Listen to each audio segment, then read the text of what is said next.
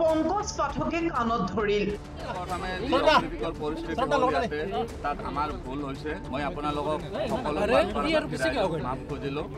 শ শ লোকৰ আগত কাণত ধৰি ক্ষমা খুজিলে পংকজ পাঠকে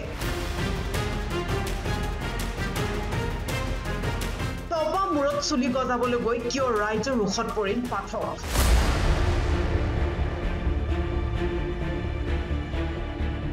গোৱালপাৰা বিহু ফিল্ডত সংঘটিত হয় এই ঘটনা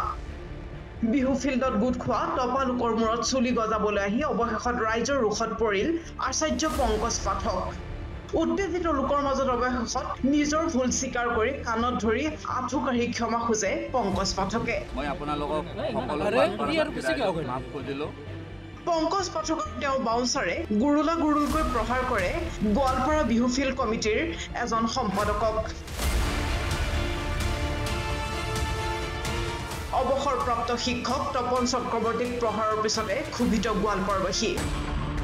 উল্লেখ্য যে তপন চক্ৰৱৰ্তী এজন সমাজসেৱক ৰাইজৰ প্ৰতিটো কামতে জড়িত অৱসৰপ্ৰাপ্ত শিক্ষকক প্ৰহাৰৰ বাবে জাঙুৰ খাই উঠে শ শ লোক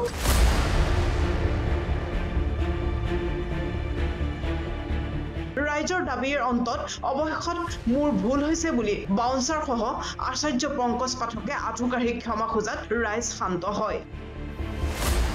এই ভিডিঅ' ছ'চিয়েল মিডিয়াত ভাইৰেল হৈ যোৱাৰ পিছতেই সৃষ্টি হৈছে ৰাজ্যজুৰি তীব্ৰ প্ৰতিক্ৰিয়াৰ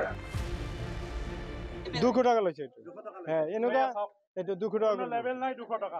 অফাৰৰ দাম 200 টাকা এটা 200 টাকা কোনো ৰিসিভ নাই কোনো মেমো নাই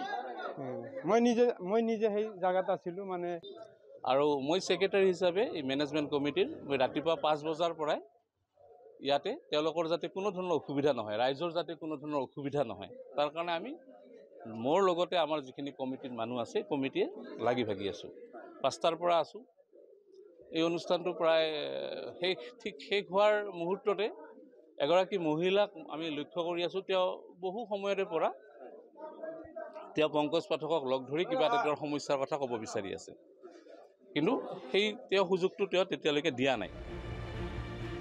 গোৱালপাৰাৰ পৰা ৰপ্তাৰুল ইছলামৰ ৰিপৰ্ট প্ৰথম খবৰ